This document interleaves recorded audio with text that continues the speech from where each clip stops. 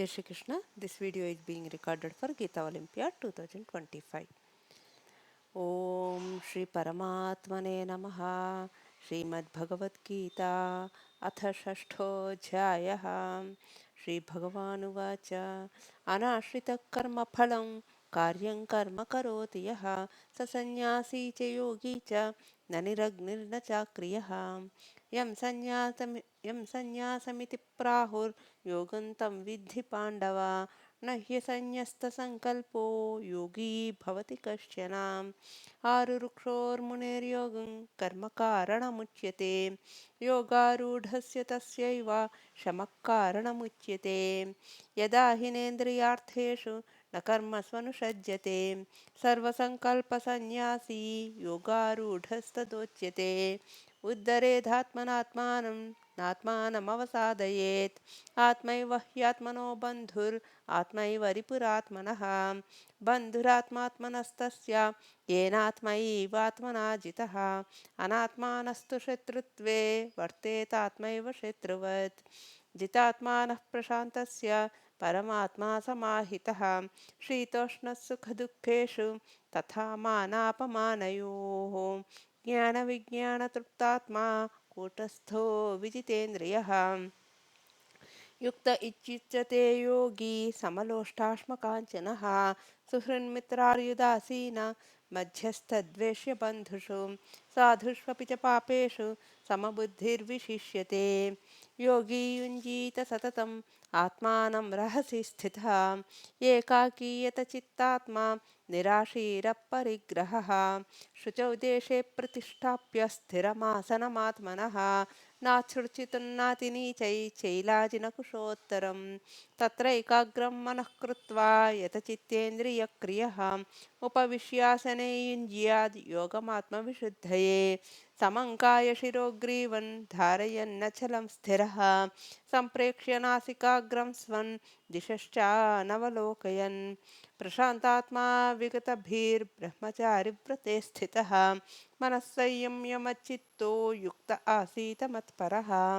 युञ्जन्नेवं सदात्मानं योगी नियतमानसः शान्तिर्निर्वाणपरमां मत्संस्थामधिगच्छति नात्यश्नतस्तु योगोऽस्ति न चैकान्तमनश्नतः न चातिस्वप्नशीलस्य जाग्रतो नैव चार्जुन युक्ताहारविहारस्य युक्तचेष्टस्य कर्मसु युक्तस्वप्नावबोधस्य योगो भवति दुःखः यदा विनियते चित्तम् आत्मन्येवावतिष्ठते निःस्पृहः सर्वकामेभ्यो युक्त इत्युच्यते तदा यथा दीपो निवातस्थो नेङ्गते सोपमा स्मृता योगिनो यचचित्तस्य युञ्जतो योगमात्मनः यत्रो परमते चित्तं निरुद्धै योगसेवया यत्र चैवात्मनात्मानं पश्यन्नात्मनि तुष्यति सुखमत्यन्तिकै यत्तद् बुद्धिग्राह्यमतीन्द्रियं वेत्ति यत्र न चैवायं स्थितश्चरति तत्त्वतः यल्लब्ध्वा चापरल्लाभं मन्यते नाधिकं ततः यस्मिन् स्थितो न दुःखेन गुरुणापि विचाल्यते तं विद्या दुःखसंयोग वियोगै योगसञ्ज्ञितं स निश्चयेन योक्तव्यो योगो निर्विण्णचेतसा सङ्कल्पप्रभवान् कामान् त्यक्त्वा सर्वान् शेषतः मनसैवेन्द्रियग्रामौ विनियम्य समन्ततः शनैः शनैर्परमेद् बुद्ध्या धृतिगृहीतया आत्मसंस्थं मनः कृत्वा न किञ्चिदपि चिन्तयेत् यतो यतो निश्चरति मनश्चञ्चलमस्थिरं ततस्ततो नियम्यैतद् आत्मन्येव वशन्नयेत् प्रशान्तमनसं ह्येनै योगिनं सुखमुत्तमम् उपैति शान्तरजसं ब्रह्मभूतमकल्मषं युञ्जन्नेवं सदात्मानै योगी विगतकल्मषः सुखेन ब्रह्मसंस्पर्शम् अत्यन्तं सुखमश्नुते सर्वभूतस्थमात्मानं सर्वभूतानि चात्मनि ईक्षते योगयुक्तात्मा सर्वत्र समदर्शनः यो मां पश्यति सर्वत्र सर्वं च मयि पश्यति तस्याहं न प्रणश्यामि स च मे न प्रणश्यति सर्वभूतस्थितौ यो मां भजत्येकत्वमास्थितः सर्वथा वर्तमानोऽपि स योगी मयि वर्तते आत्मौपम्येन सर्वत्र समं पश्यति योऽर्जुन सुखं वा यदि वा दुःखं स योगी परमो मतः। अर्जुन उवाच यो ययोगस्त्वया प्रोक्तः साम्येन मधुसूदन एतस्याहं न पश्यामि चञ्चलत्वा स्थितिं स्थिरां चञ्चलं हि मनः कृष्णप्रमाधिबलवदृढं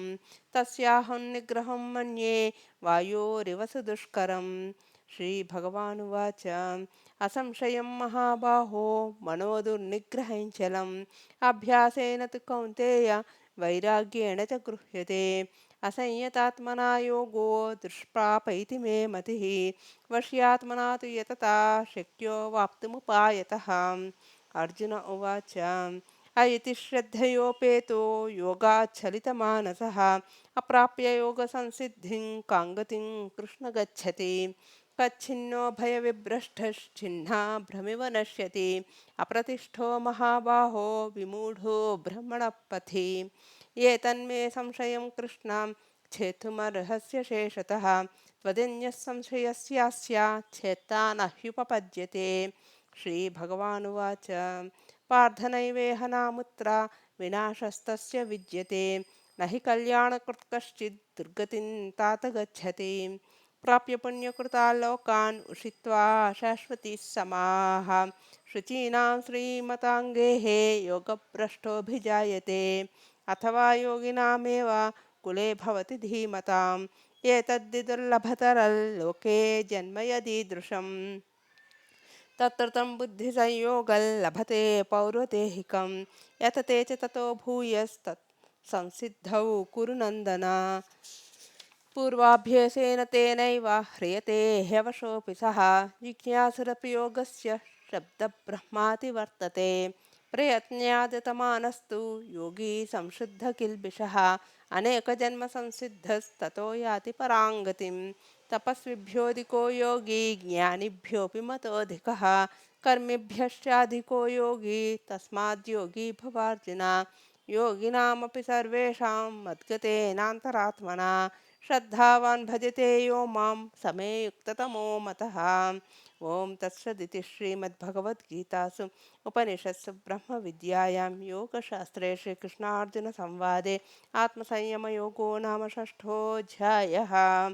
ओम श्रीकृष्णार्पणमस्तु।